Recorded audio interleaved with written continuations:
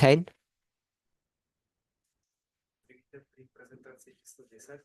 Let's open with a word of prayer.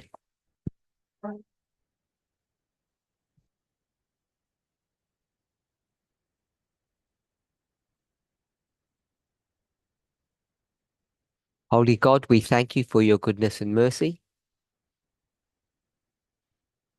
We pray that you would guide, direct, and bless us as we continue to try to understand you better. In Jesus' name, amen.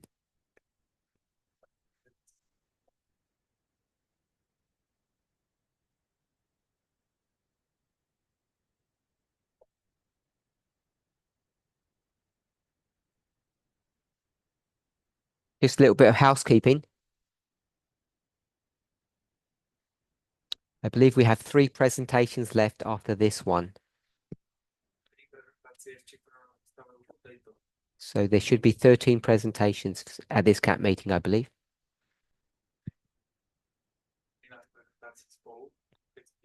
For those who are joining online, there will be one tomorrow.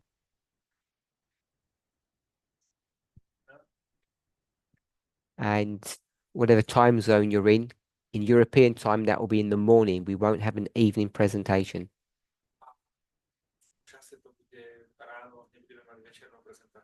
And I believe there are 2 on Sabbath. Normal timing? Yes.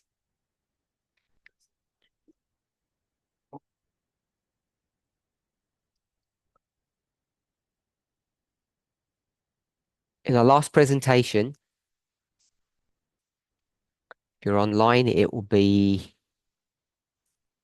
this box. Presentation number 9. That's a summary of what we discussed. Reference Psalm 85 verse 10.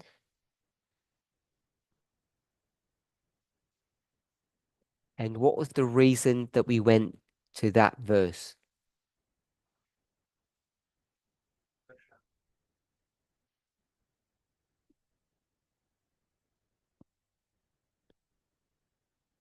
You okay?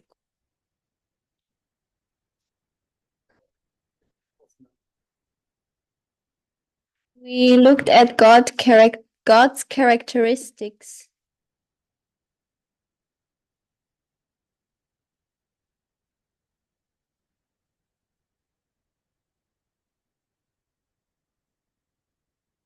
We took apart God's characteristics.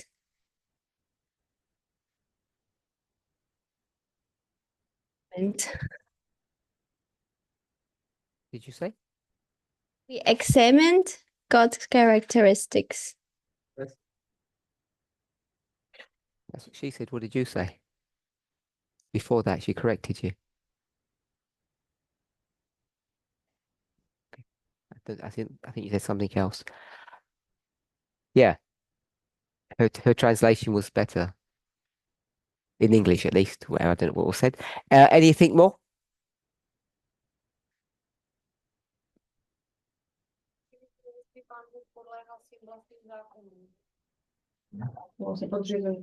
We were trying to resolve if God is subject to their own law. So, what we had done was separate God from law.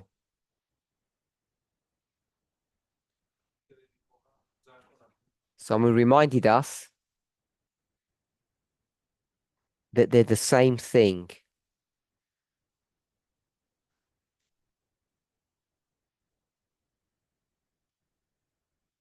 And whilst that is correct,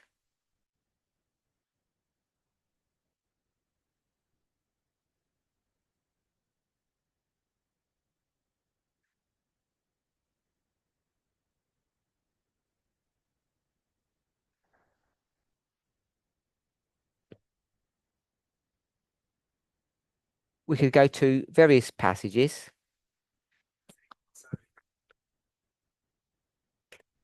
We went to 1 John 4:8.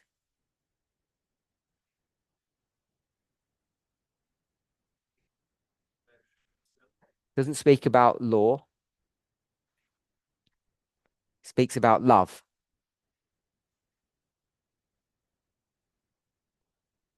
It says that God is love. Doesn't say God has love or God is loving. It says God is love.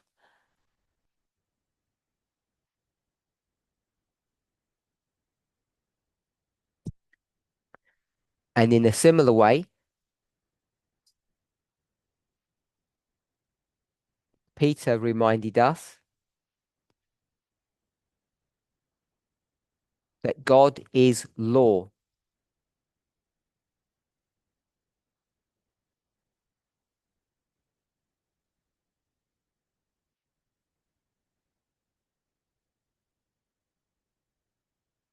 And I responded by saying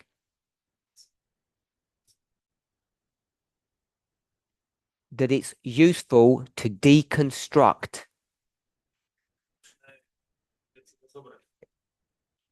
something that is complicated, to work and to try to understand each component.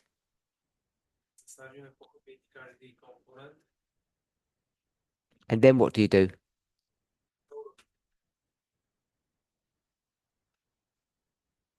You bring it back together.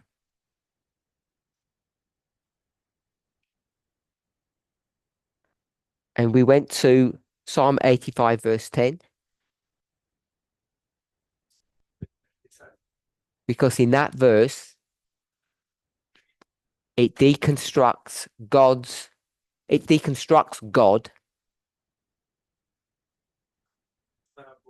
into how many parts? Without looking.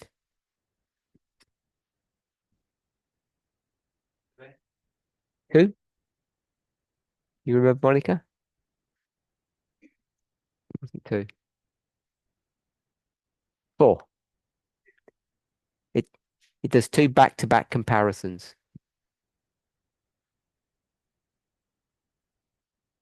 Okay, so hopefully we all understand the reason behind doing that now.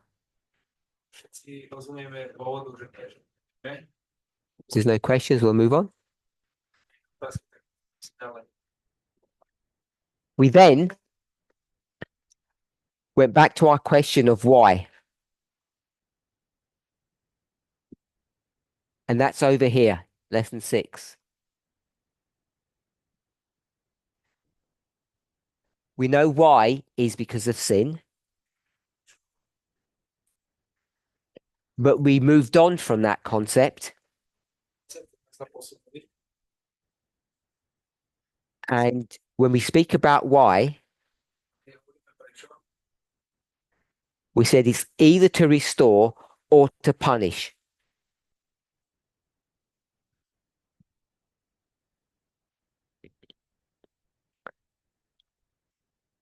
And we asked the question, are both legal?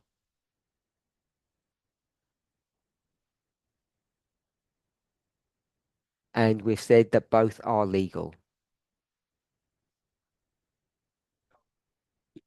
When we first approached this, we didn't approach it from a legal perspective.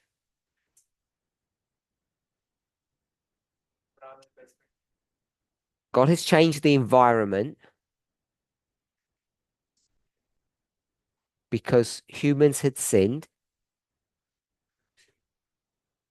And we asked the question, why? What was the reason to change it? And I think several people said, I think many more thought that it was punishment. I think people got persuaded that it wasn't. But that was before we discussed the legality.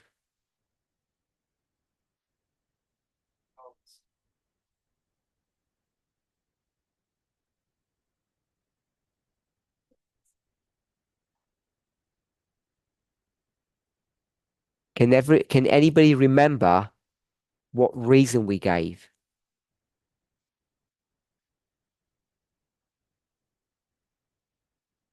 Anybody take notes? It must have been around number 4, 5, or early 6.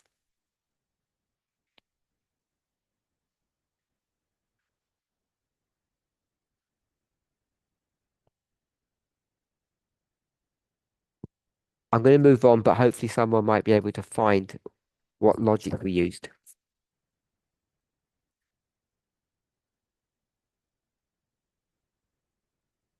I didn't hear you.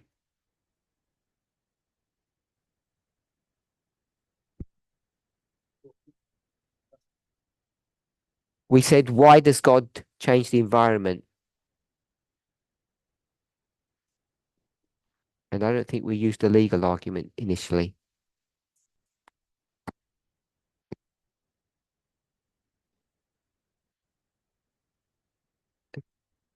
No? Anybody? I think we said that the plant has to defend itself. This is what I remember, but We spoke about plants, but they're not the environment. They're responding to the environment. So the question is, why is the environment changing? What's the purpose?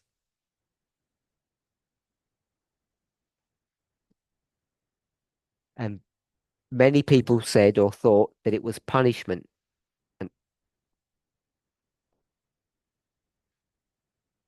And I said I didn't think it was. And I'm asking if we remember the reason.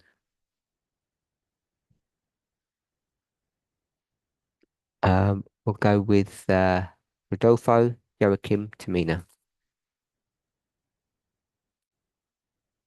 Hat die Umwelt geändert zum Schutz seiner Objekte.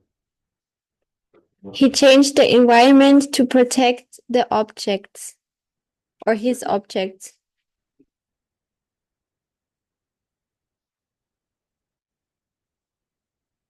Just repeat yes or no. Just say yes or no. The environment was changed to protect the object.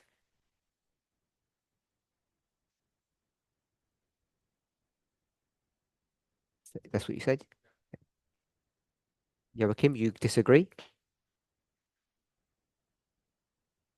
It's the other way around.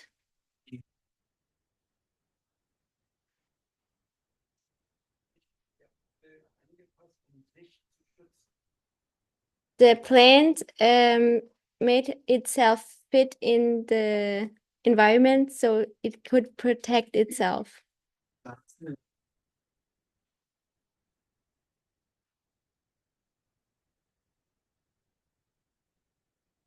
We said that.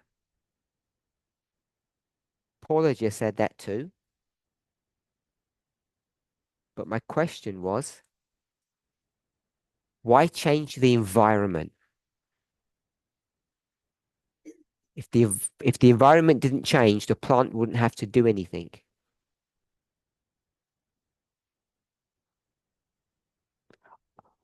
We've established, hopefully, that it's legal to change the environment.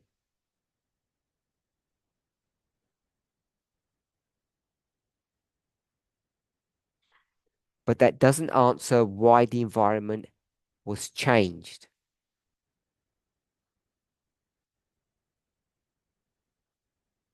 And I want to bring us back to that point if we can.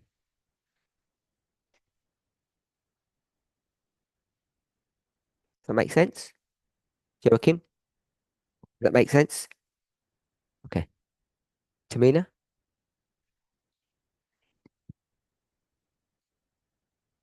He changed the environment because he wanted, not because he had to.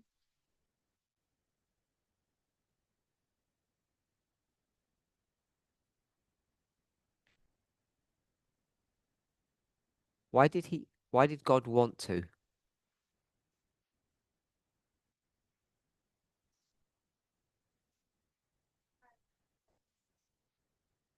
So that the plant or the object has the option to protect itself.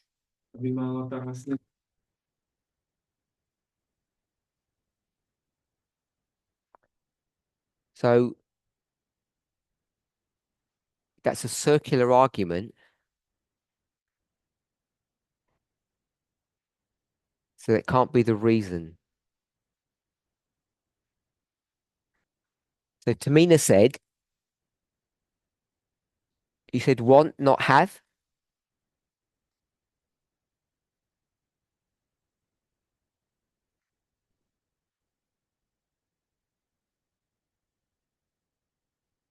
Esther?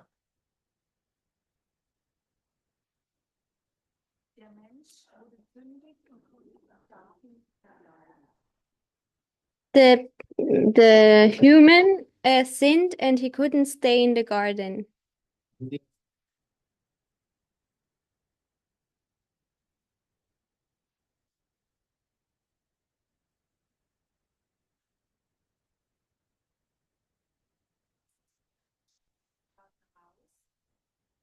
In the garden there was no sin, but the human had to go outside of the garden.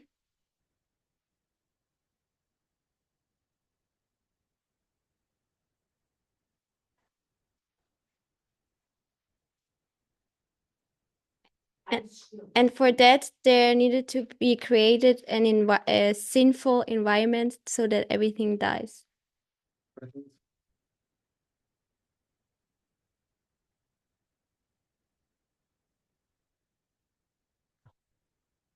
Sorry. There was plenty of sin in the garden to begin with. The sin happened in the garden or not? Where do you think the sin happened? So there's plenty of sin in the garden. You said there wasn't.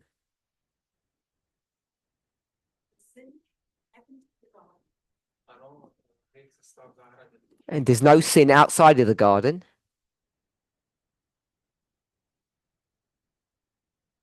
Because no one's outside.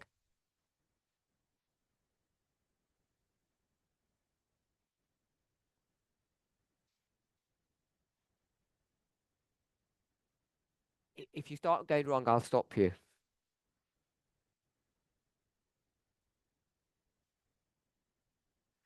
The reason I'm going to stop you is because you haven't even begun to answer the question.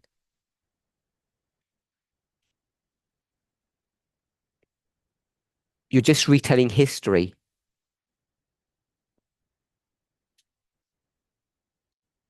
It's really difficult to make sure we remain on track, especially when we study by ourselves.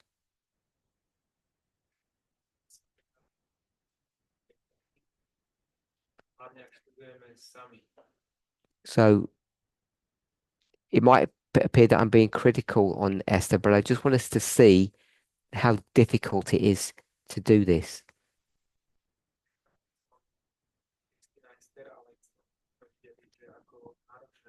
I don't want to stop people answering.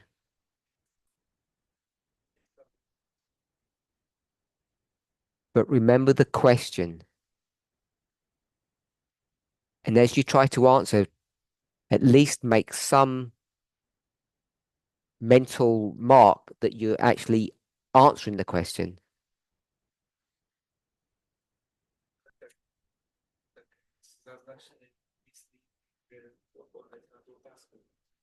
Someone has done something wrong. And God is going to respond to the wrong, which we call sin. The question is, why does God respond? I'm not asking what the response is. Why does God respond? What's the purpose? Peter?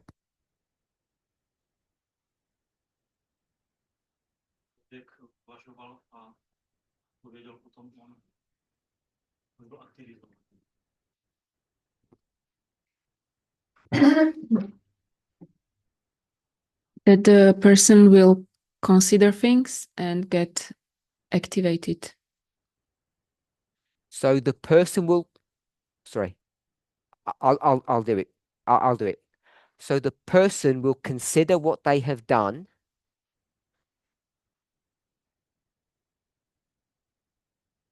and They get activated.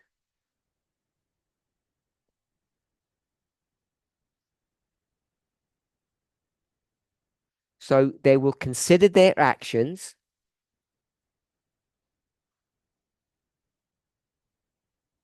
and they will change. Is that what activate means? To change?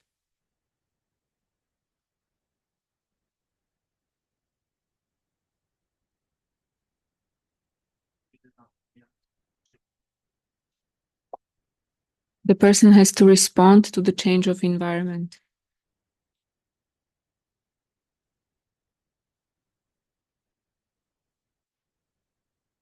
The person has to respond to their behavior, you just said.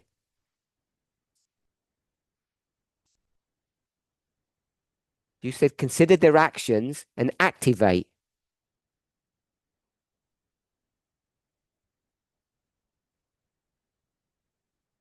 I changed activate to change. And therefore, the person has to change based upon their previous actions.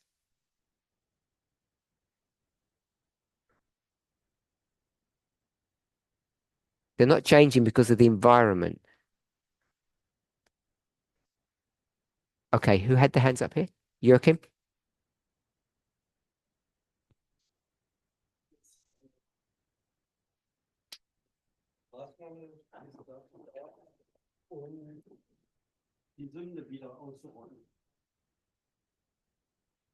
God did that to rot out the sin or to eradicate the sin.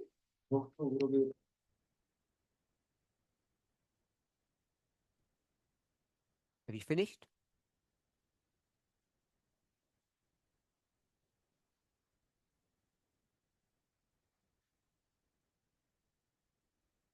To eradicate sin.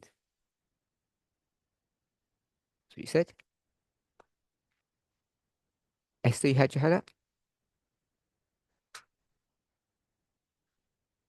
You didn't? No, no one.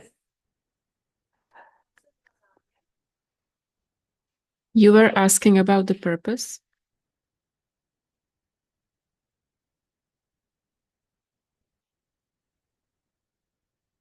And you were explaining that the plant is here to serve according to desire of ages. It is the same with humans.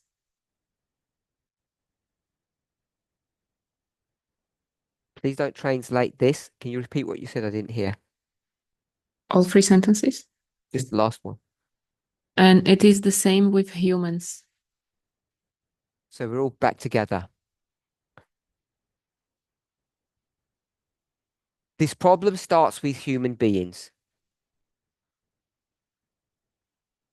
The sin problem. Once they have sinned, there now is a problem.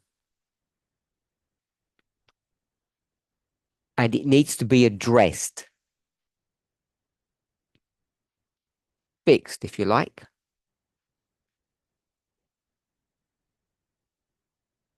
Did you say that sin needs to be eradicated? Is that what you said?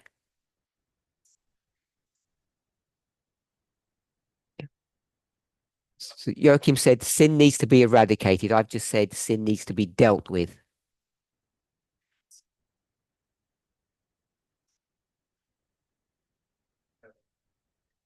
So they're both the same concept. So the question is how to go about dealing with sin.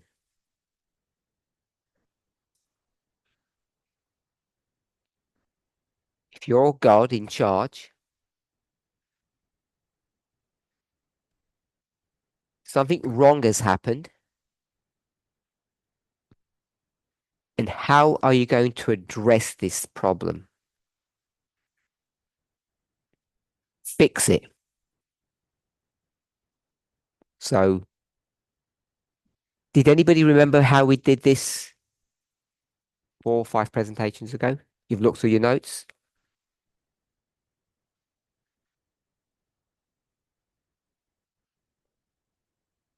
For those online, I'm sure someone knows the answer to that, but I don't have an opportunity to check what you're saying.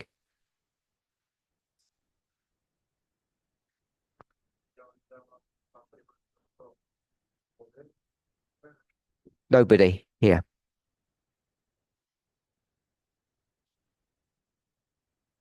So we're going to take the position that sin needs to be dealt with.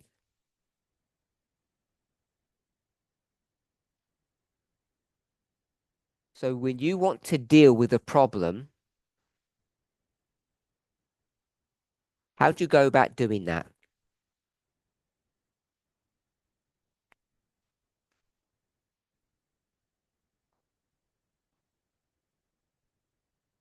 Um, just speak if you have an answer, because I can't see you.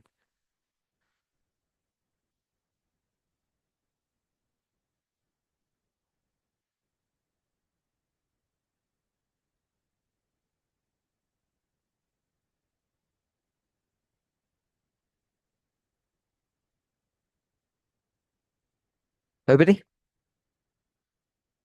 So I've put something has happened and we need to deal with the problem or the action, whatever happened, which was sin. In order to do what? Who said that? Who said that? Just put your hand up. Who said that? Restore. Restore what? It's one word, shout out. Restore. Restore. Just one word. Restore.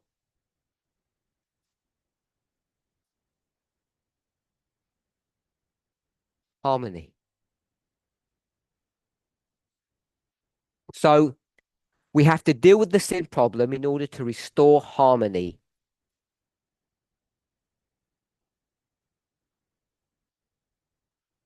Joachim, you had your hand up before? Persönlich würde erstmal analysieren, woher die Sünde kommt, ehe ich dagegen vorgehen kann. I would first analyze where the sin comes from before I can go against it. Ja by som najprv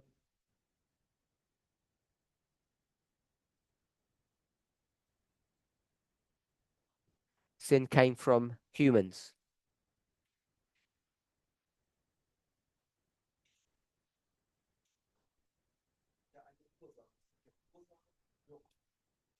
Didn't come out of nothing. It is always you have a cause and an effect. neprišiel z ničoho.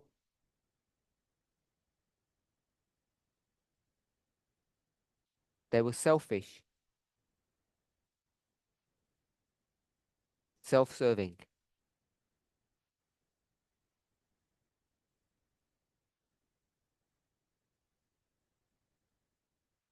Why? Because they want to. That's the definition of self-service. They want to serve themselves.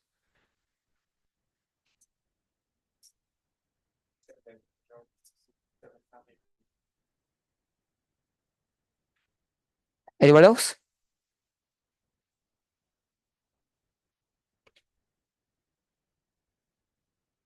So is anybody not okay with what's written here? What I wrote? I put a line there and I didn't erase that yet.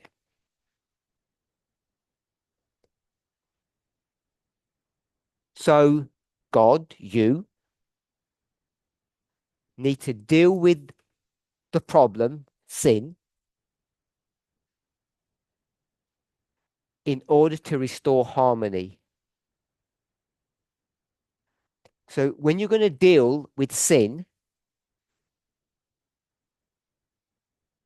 what does that mean? What do you need to do with sin?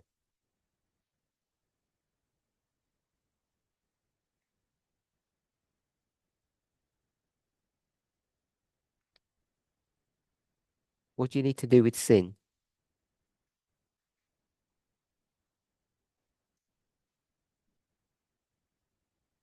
So, okay,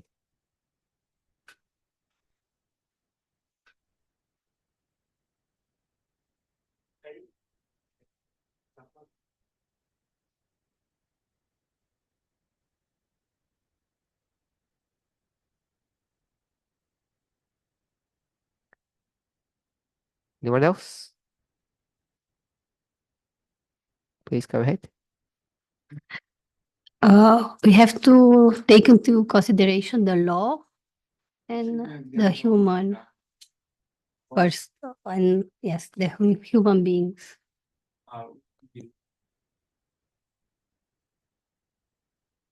Sorry, can you say that again? We have to consider the law and also the human beings. You have to consider The law.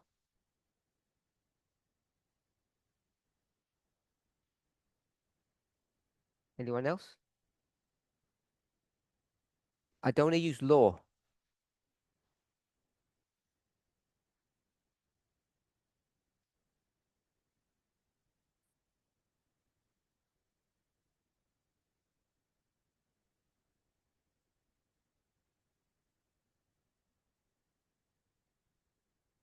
I'm just trying to look for a verse or a passage that might help us.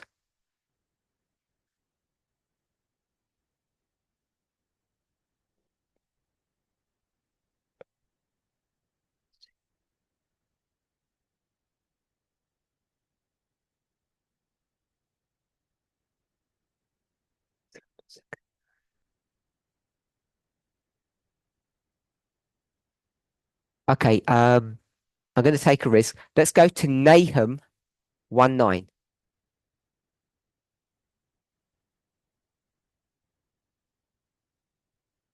I think this is what I want. Nahum 1:9.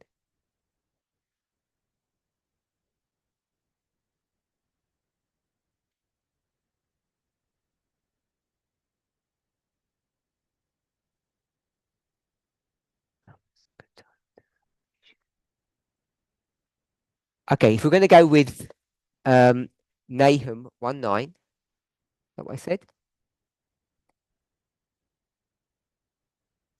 What does that say? Don't read it. Tell me what it says.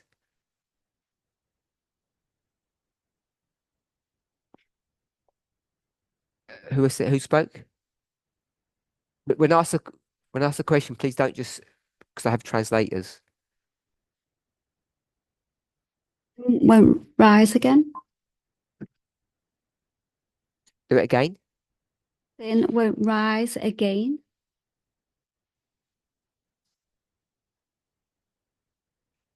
So, in order to deal with the sin problem, to restore harmony, what do you have to do with sin?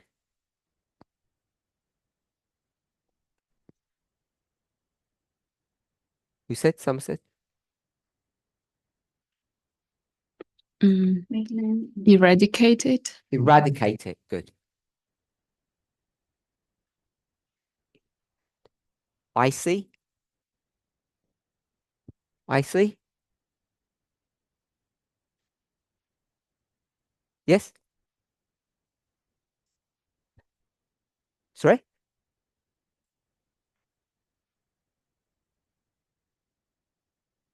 So in order to deal with the sin problem and restore harmony, you need to eradicate sin.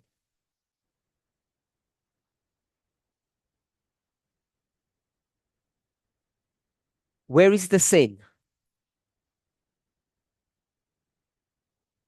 Is it here? Is sin in the environment?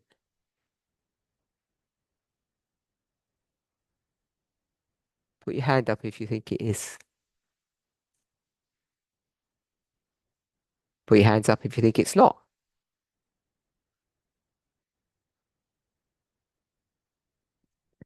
Okay, everyone here said it's not in the environment. So eradicate sin in the heart,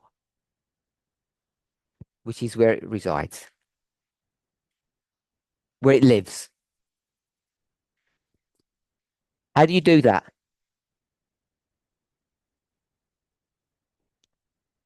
We'll bring back law into it.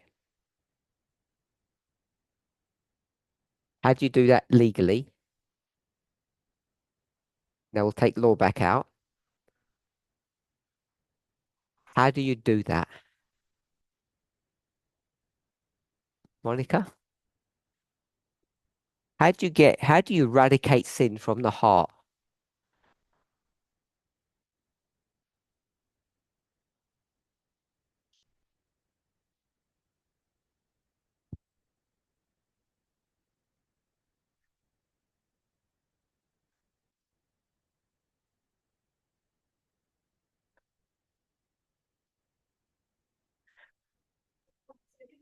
Yeah, you need to circumcise the heart.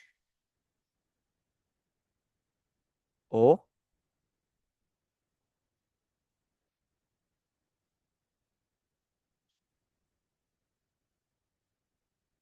Shit. good. Anything different? Same? You either clean the heart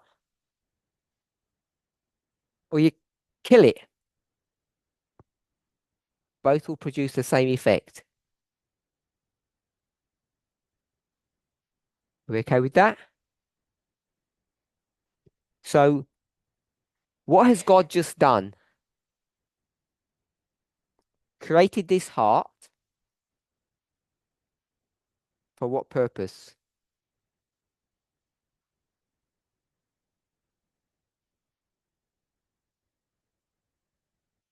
Esther?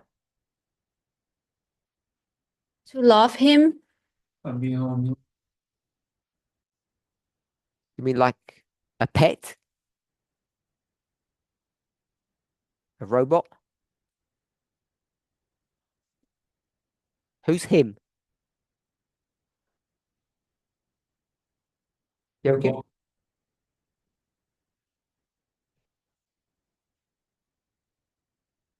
A human should love God from in within within.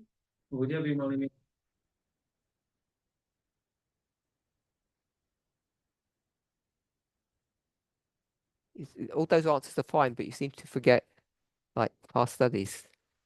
Looking for a nice word.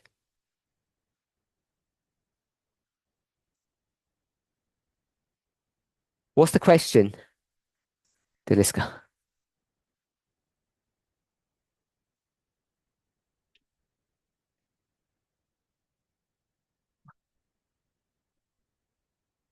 What's that? What's the question?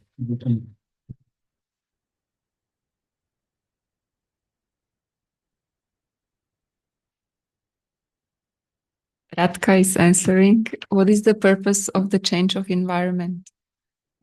No.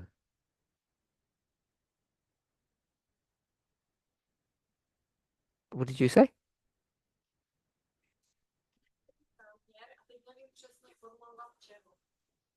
Is the purpose, and I forgot of what.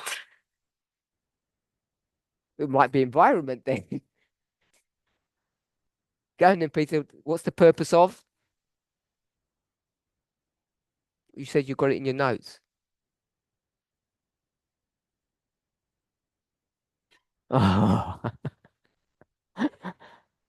Monica, the purpose of?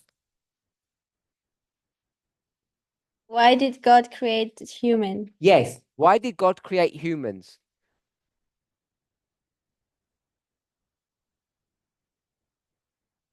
Tamina? To create another image of him?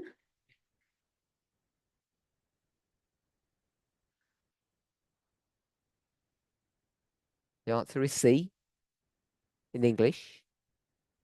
Counterfeit, to create counterfeit for themselves. Counterfeit, counterpart. You, you got me worried then.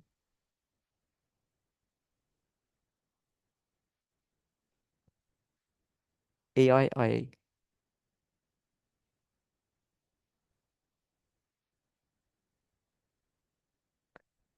Well, you just did. I can spell the proper word. Brainwashed me. So God created humans as a counterpart.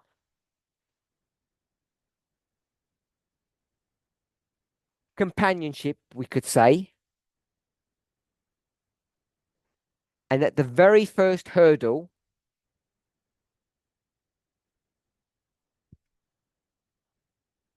is test step. They mess up the whole plan.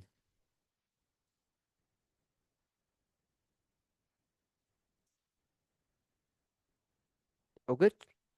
My translators? Yep. Okay, thank you. Good. Whose fault is it?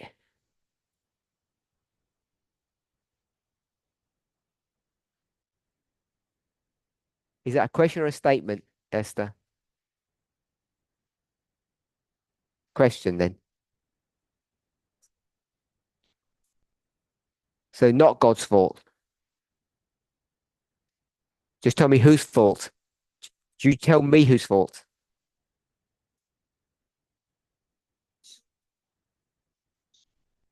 Human's fault. Humans, God. Humans. Monica? Satan's fault. We've got a new option. Monica?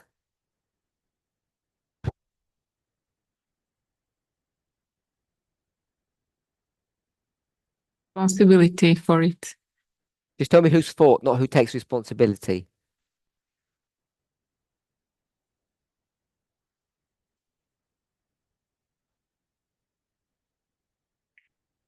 I'm not sure. Emma?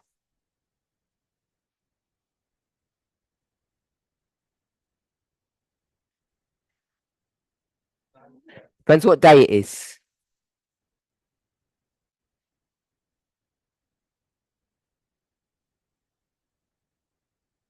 It was the first day.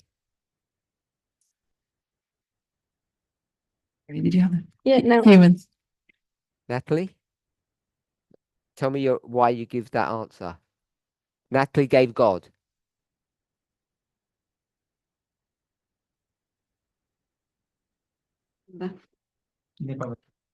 Good. So, this is a circular argument, by the way, just warning you.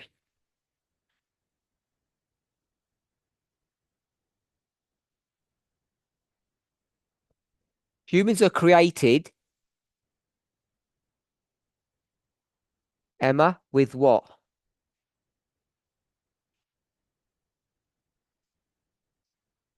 Again.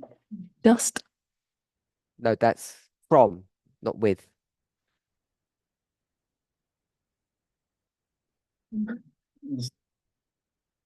With free will. Whose fault is that? We're on the same page. It's God's fault. If you create a wild child, whose fault is it to create that thing?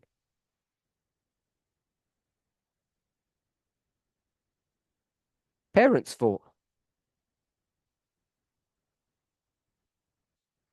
It's not.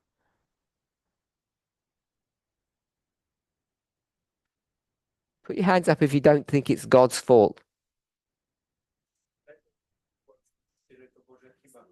Whose fault is it? Just tell me the name. The name. Humans.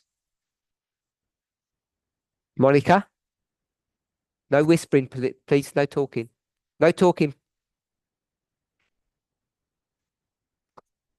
Talk to me, not to each other. Monica, you explain.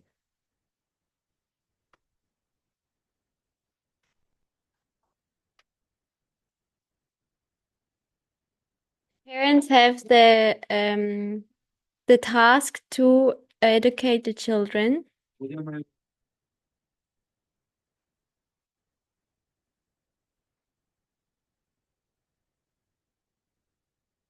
The parents have to show the children the borders, like what they can do and what not.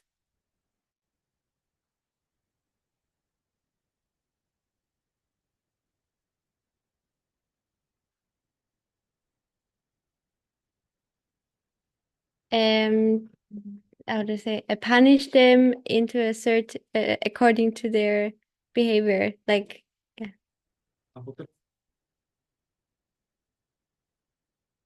What word? punishment. Punishment. Yeah. It's all about punishment now.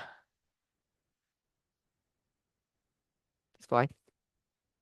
Anyone? God. Carol.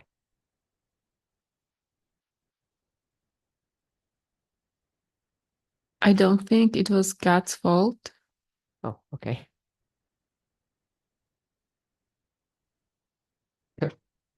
but I don't know whose fault it is.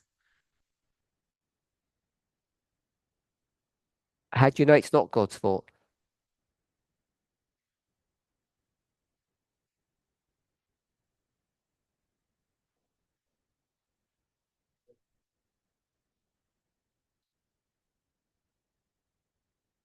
Can't use Ellen White if that's what I heard. You can translate, but if we're going to use Ellen White, we'll get nowhere. Ellen White says that if we understood where sin came from, we would be able to justify it.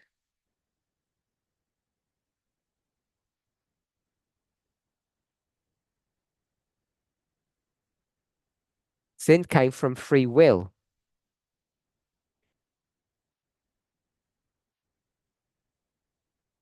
Didn't it? It didn't come out of nothing. It came from someone choosing to do something that isn't harmonious.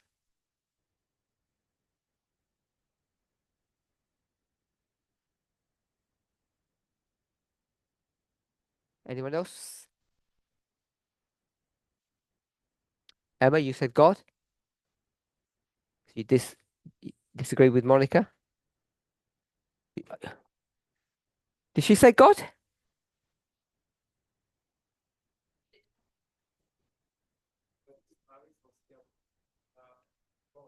So when I said free will,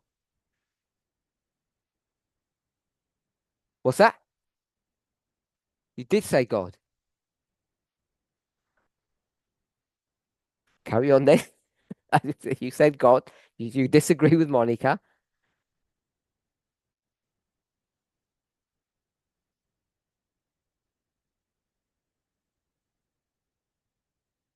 You said it, I didn't. Explain what you mean.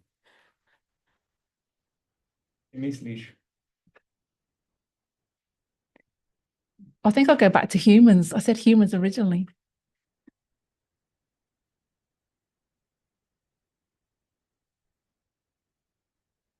So humans are responsible for this. No.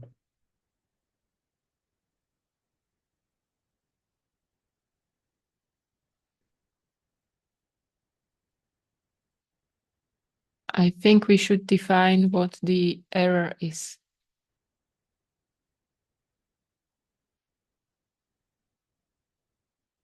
Disturbing the harmony.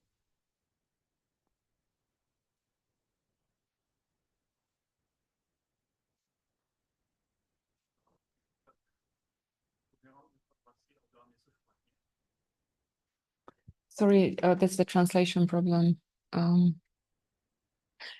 When he said whose error, what error is, he meant what fault is. What is fault? So I have What no idea kind- what you're talking about. Sorry, I'm lost.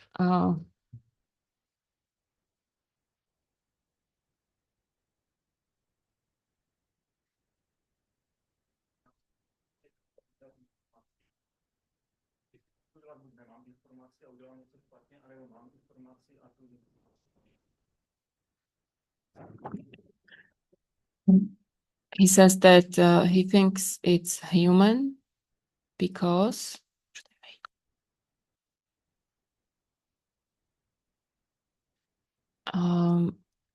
either I have information and I do something against it, something wrong. I have information.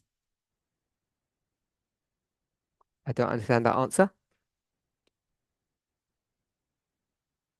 Joachim? Freien Willen hat ja Gott den Menschen gegeben. War sein Wille. God gave the free will to the humans, and it was his will.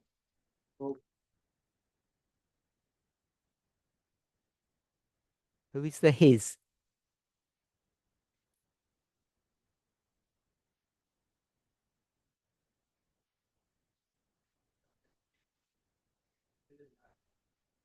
God's will that the humans have free will.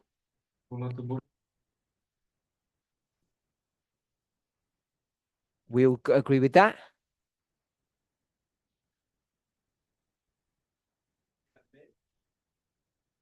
Der hat Vertrauen, aber missbraucht.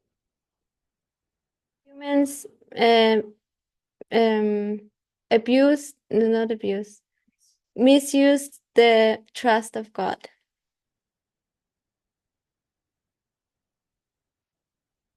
So it's the human's fault.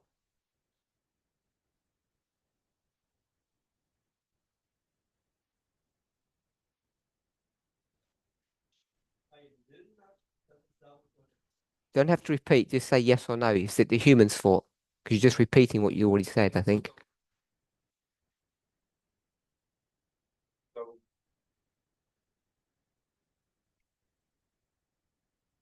Yes, it's a fault of the humans. I'm learning all these languages.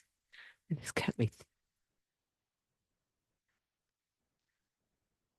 No one's going to go with God then, I take it. Just me. You said you didn't know why. That's okay.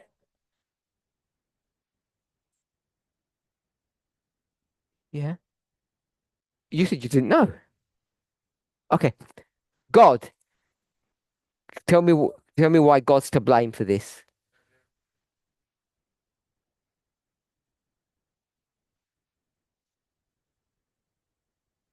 By giving us free will, God went into very risky business.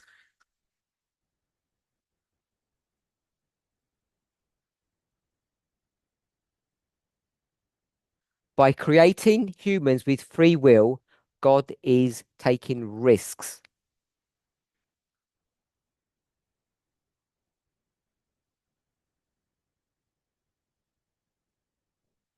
Natalie? I think you said you could engage. You changed your mind? You sure? Tamina?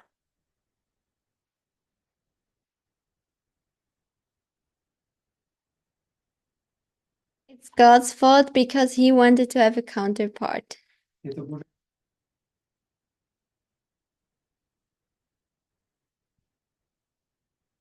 Monica? You said humans' fault. They did all these silly things. We'll forget the punishment bit. There was a dangerous snake in the room. It climbed into the, do you call it a cot where babies sleep? Crib?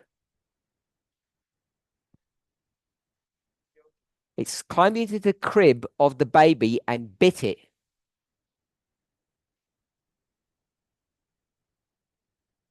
Who's responsible?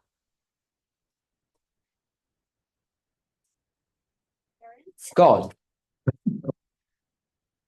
Who let that snake into that place? With children who the parent had said, don't play with snakes.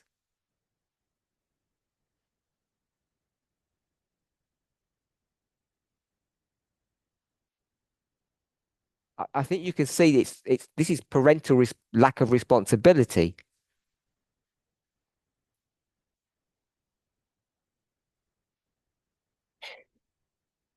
The snake is not the serpent, it's Satan, of course.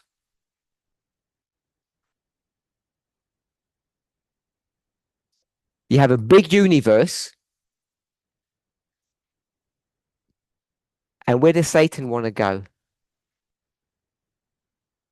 Anybody, everybody. On earth to begin with. And God says, that's my home. You go to Jupiter. No. God says, go there. But you can't really go anywhere else either. And all of this is the human's fault. And then God gives these babies, these children, free will.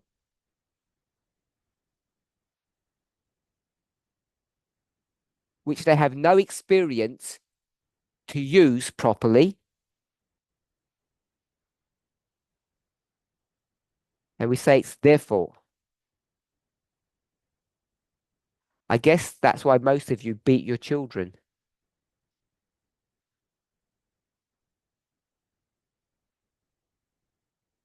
It's a disclaimer that was not true.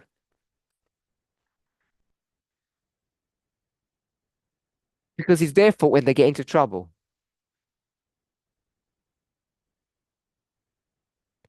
I know we could view it as humans if you want to.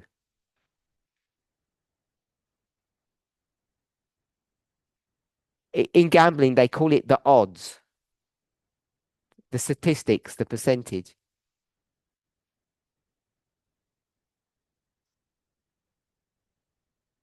The odds are stacked against the humans.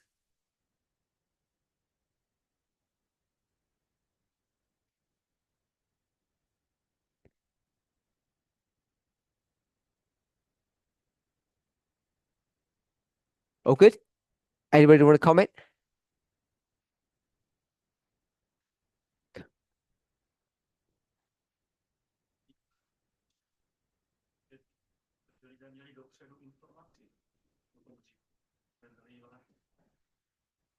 What I was saying before, I want to explain again. Does it answer or this question? That people had the information and they didn't take it seriously.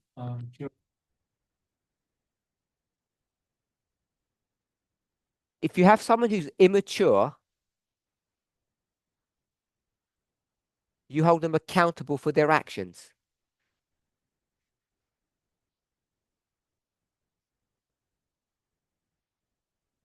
You just said you did. If you want to quote Alan White,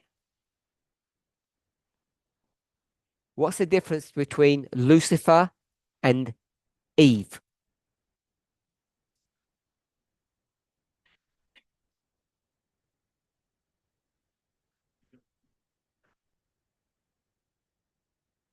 Lucifer was much closer to God and knew more about God.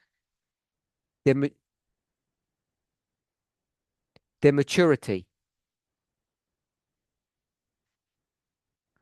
Anybody want to say something? I hear you whispering between yourselves. And when I ask you to speak, there's silence.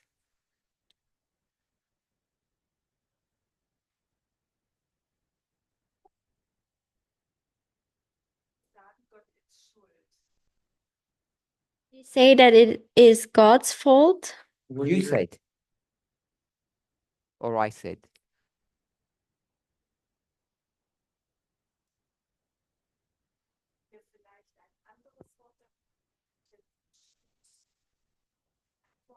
Can we take another word for it's his fault, like it's his responsibility? Because was ist das? God is without sin.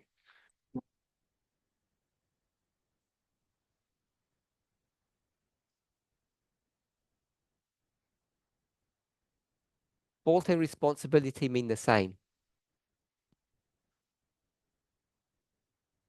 I don't think there's enough difference to make a difference. Tamina?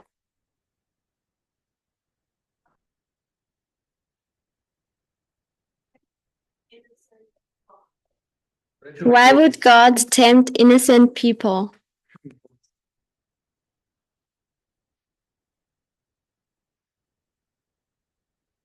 Or expose them to such danger?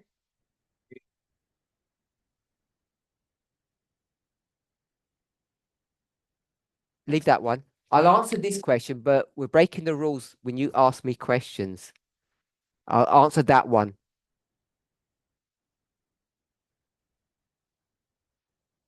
God has a reputation of doing that.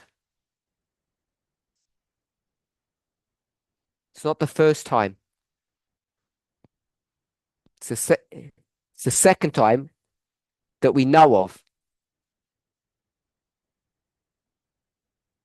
Carol.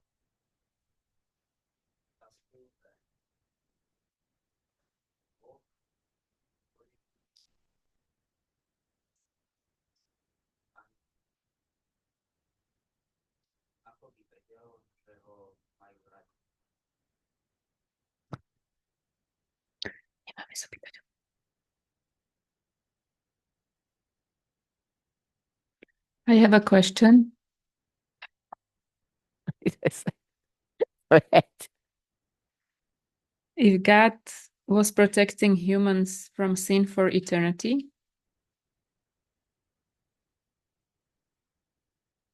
how would God know that they love him?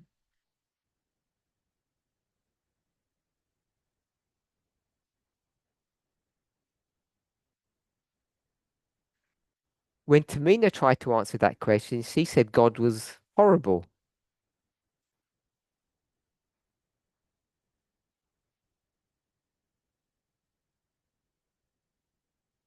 And your rhetorical question, because you would know the answer to your own question, is that it's necessary. It's the right thing to do.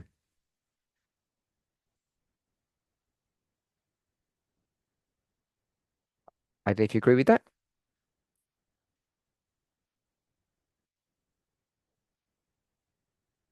The best way.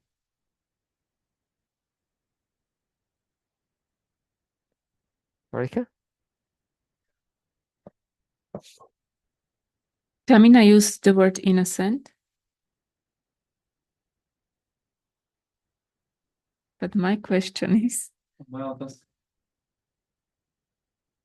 why God does it to what did you put there? Immature people.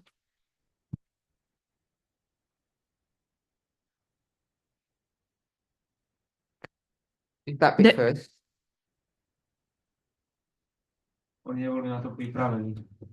They were not ready first. So I finished that off. Carol already answered that. God does it to immature beings because it does what?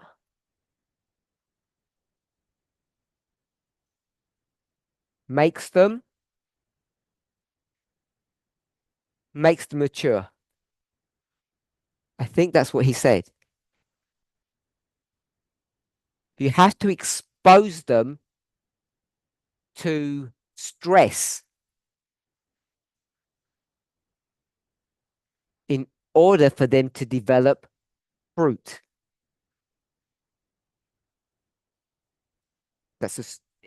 If you're a gardener, that's a straight agricultural model that gardeners all know.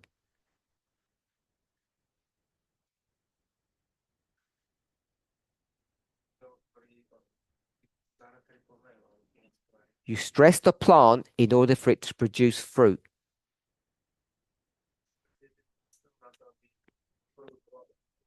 We've got a few moments. Let's try and come together if we can.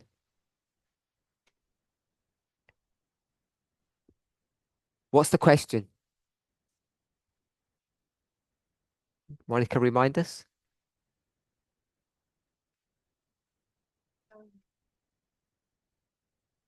Why did God? Why did God create human? Okay, God. Why does God create humans? It's right here. He creates humans to be the counterpart of God.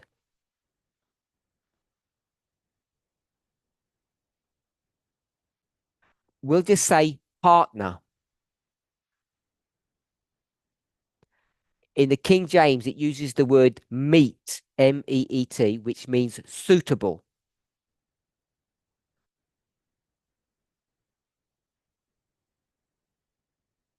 Suitable, appropriate.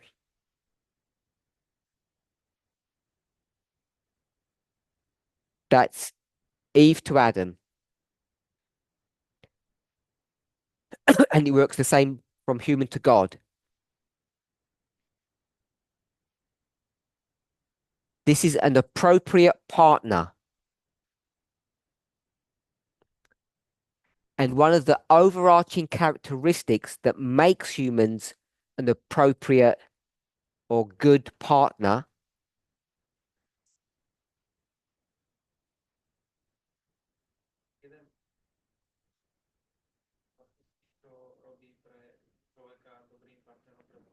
or counterpart is what characteristic?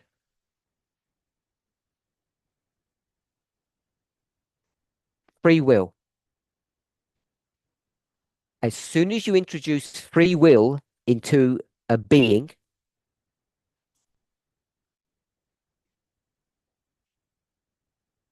you have two options.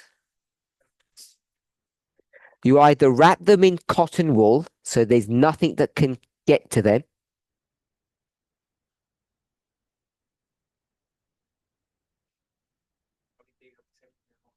so they can't harm themselves.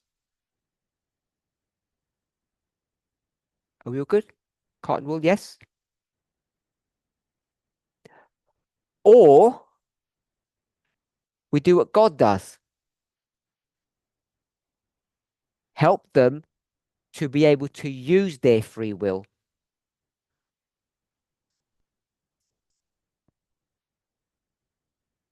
From the moment, from the beginning of their existence to the end, whatever the end means.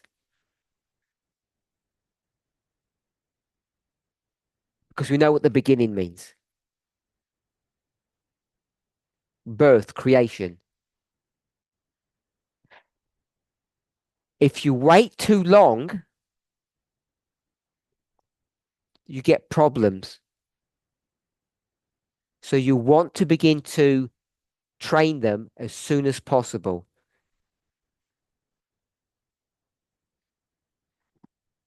Which we call immaturity. They're the two options.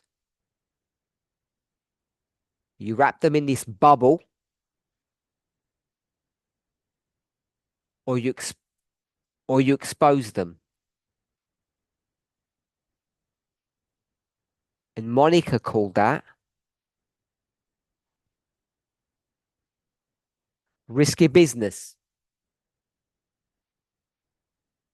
Because it's not, the results aren't going to be clear. So that's the dynamics that we have. We haven't discussed why God allowed Satan onto this planet.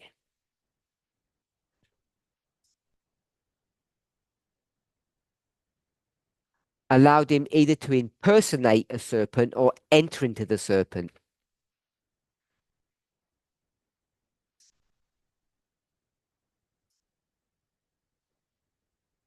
They are all complexities or subtleties to this issue.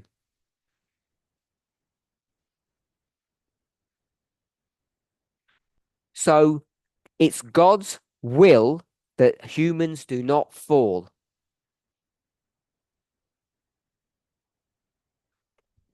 Sin. It's God's will that we have harmony. Why do we get sin? Because it's risky business to create things with free will.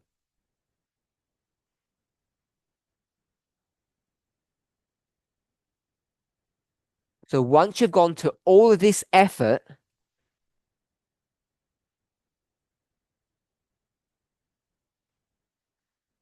then we come to how do you eradicate the sin problem?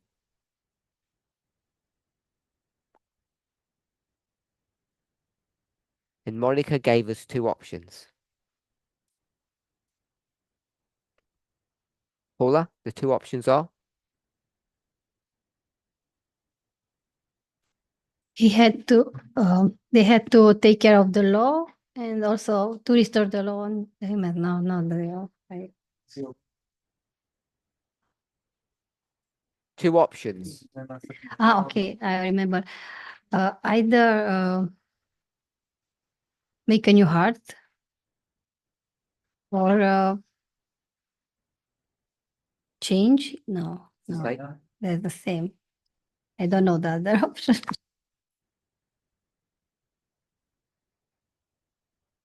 Let them die. Oh, You should let them die. oh, yes. Consequence of You do what?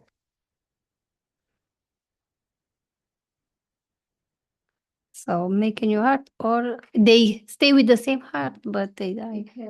They kill him. Oh, yeah. So to fix the sin problem, all good? You either restore the heart or kill it.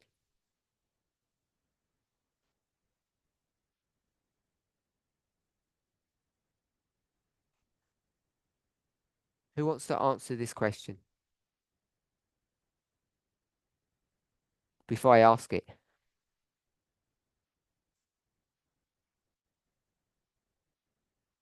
Rodolfo, answer this question. You've gone through all of this effort and you've got two options. Restore or kill. Before you answer that question, answer another one. Why did you make humans? That's not the answer. Why do you make humans?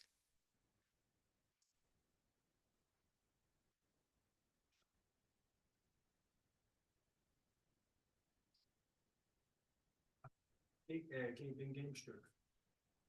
The counterpart. No, I said don't use that. I'll ask the same question again. Why do parents make babies?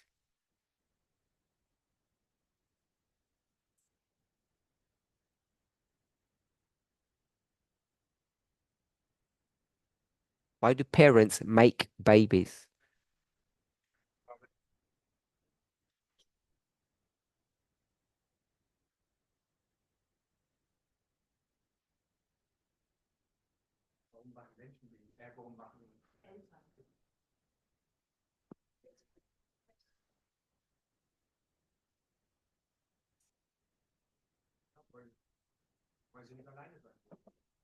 Because they don't want to be alone.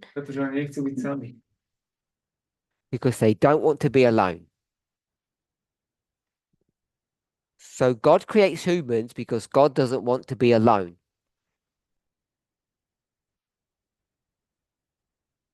If you have babies, you know that they brighten up the house for a couple of weeks.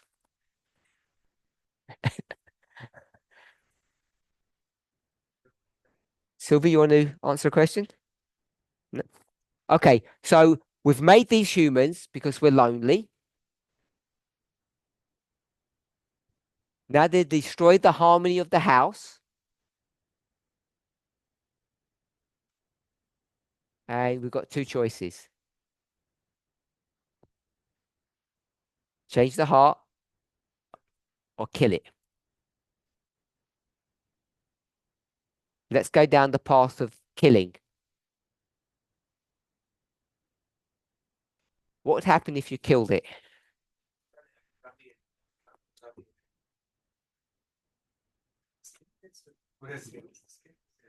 The child or the heart? It's the same thing.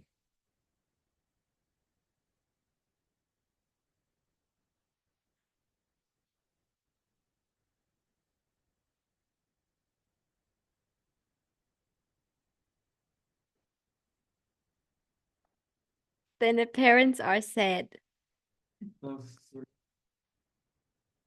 Okay, Rodolfo, help us. No, sorry. Joachim.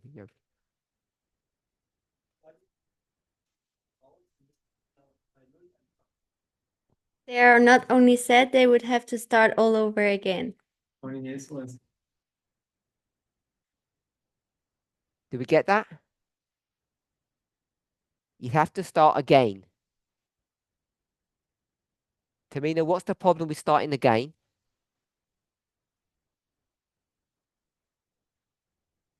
No. Is it energy? What's the problem with starting again? It's worse than that.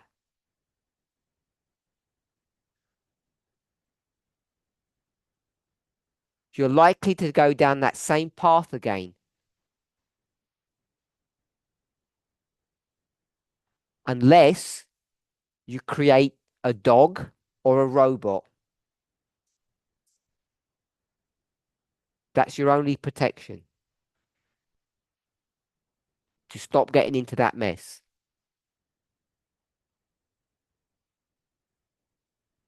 The other option you've got,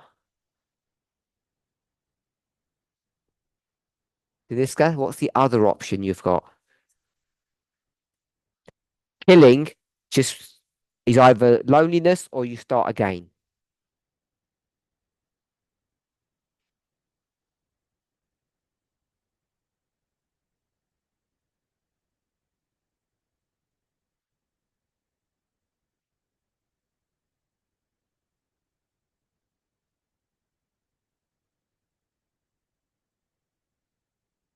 And Emma, you're not going to kill. How are you going to fix this sin problem?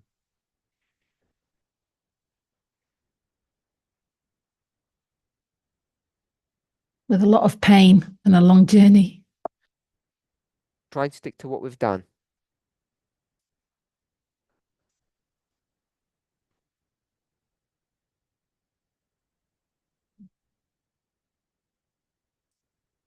what you're Restore. saying. Yeah. Who said that? So restore. So now you have to restore. You've either got two options.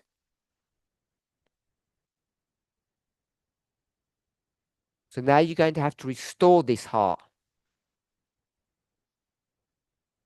And the problem with restoring this heart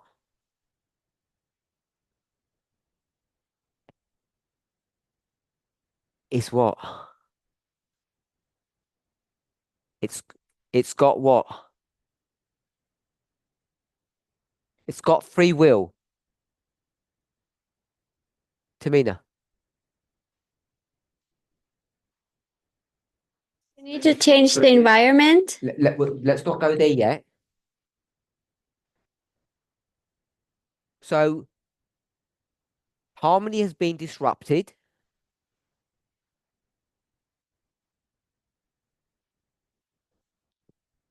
Because the object, which was the counterpart,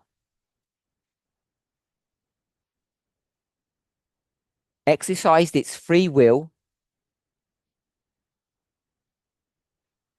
and we now have a big problem. You either fix it by starting again, or you restore.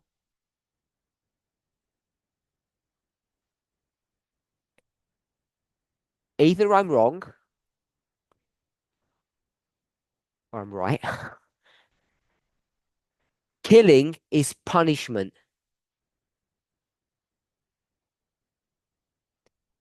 Restoration is something else. This is not, in English, they call it tough love.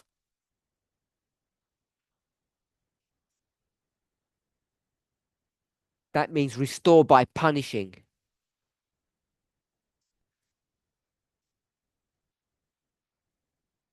I think that's a human construction.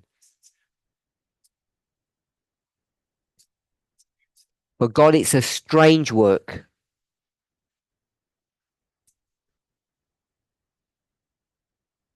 To attempt to restore through punishment. It's not the right way to do things.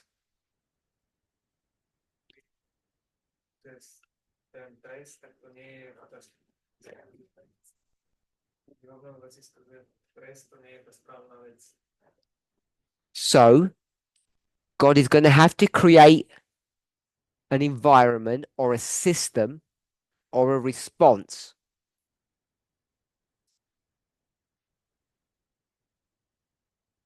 in order to restore the heart.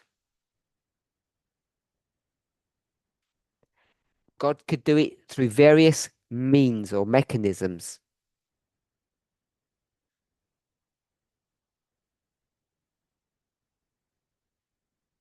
So before there was a problem,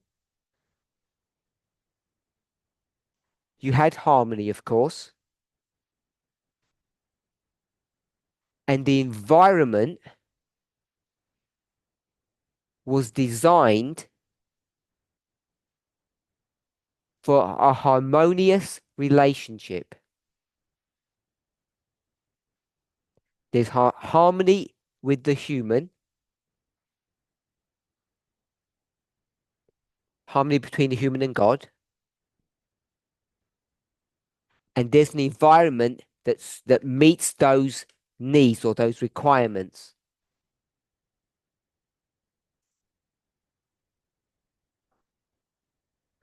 Tamina?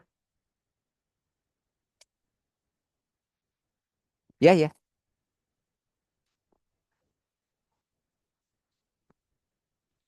I would say the environment needs to change.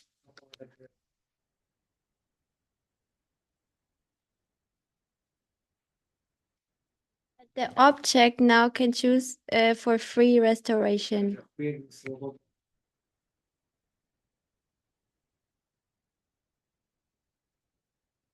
If you have harmony,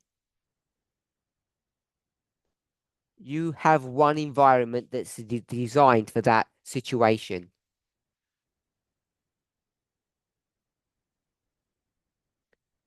If you have disharmony, is it disharmony?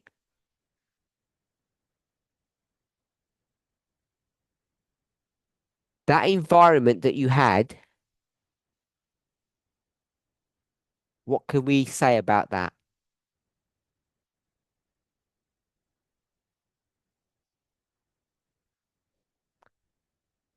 You all okay with that? Doesn't fit.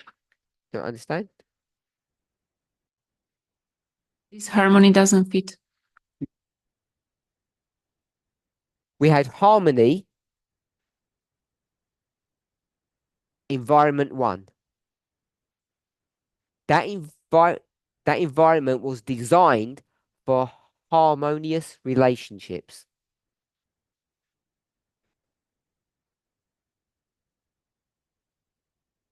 As soon as you have disharmony, between whom?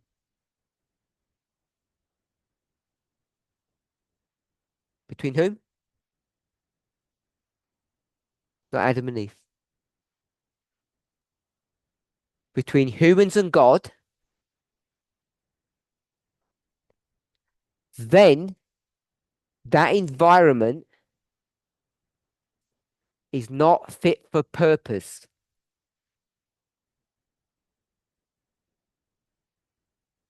You now have to have a new environment.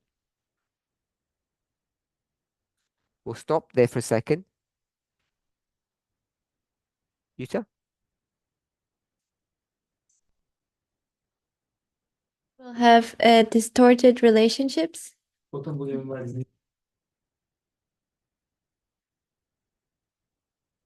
Disharmony. Yes. Once you get a distorted relationship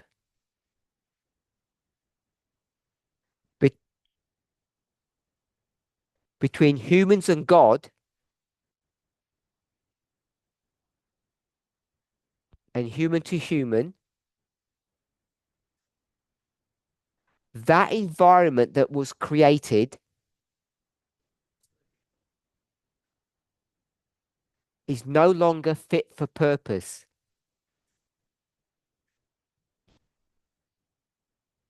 Therefore, God, I don't know if you think this is a contradiction,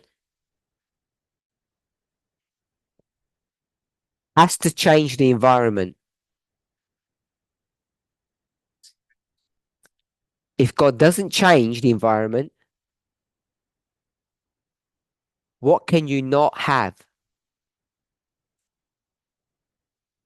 You cannot have restoration. The heart cannot be fixed. So instead of using the environment, let's use geography. What's the name of the place, Esther?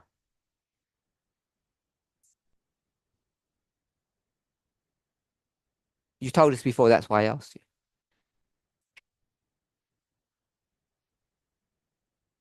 Which one? Which garden? Oh, Eden. So if you have harmony, Eden is the right place. If you have disharmony, Eden is not the suitable or the right place.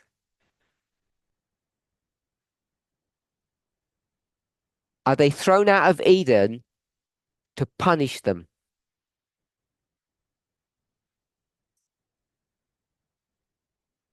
No. They're taken out of Eden and put into another place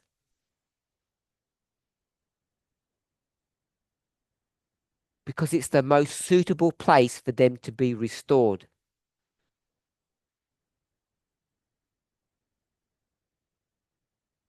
There has to be a change of environment in order to restore. So what we have done, if it's correct, is we've developed a model that is, I'm going to say, 100% consistent with inspiration,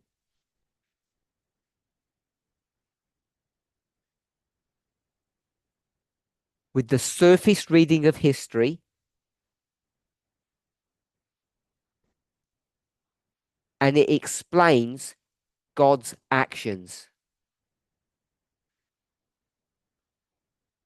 It explains that God's primary way of dealing with things is to restore.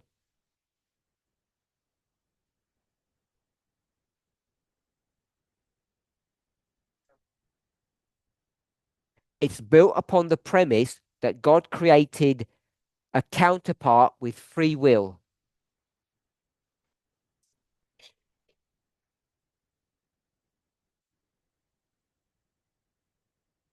As soon as you develop this model, you understand that the change of environment cannot be a punishment.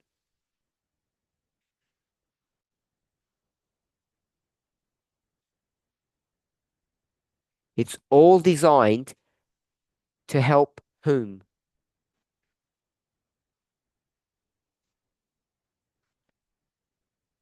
Put your hand up if it's designed to help plants.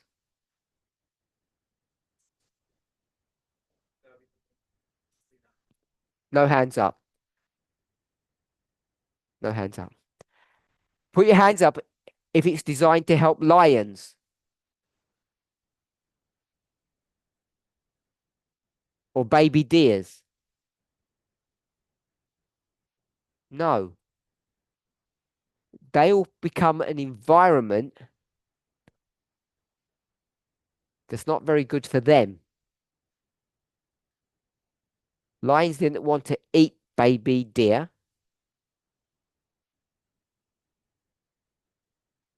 And baby deer didn't want to be eaten. So why all that? Do you know the word carnage? Death? Carnage, death, pain. Why?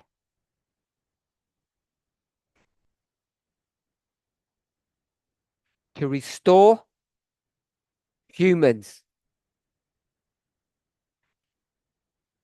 If we can see that, it explains the corrupt book of nature.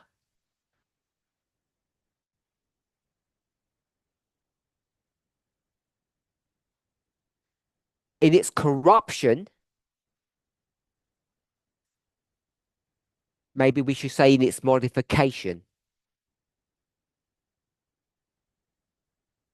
The reason it explains God's character, not that God likes death or killing, it explains how God has to restore. Let's close with prayer.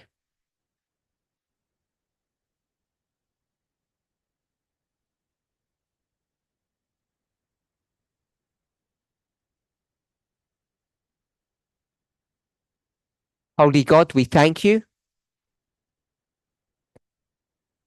Step by step, it seems that you are opening your will and your purpose to us.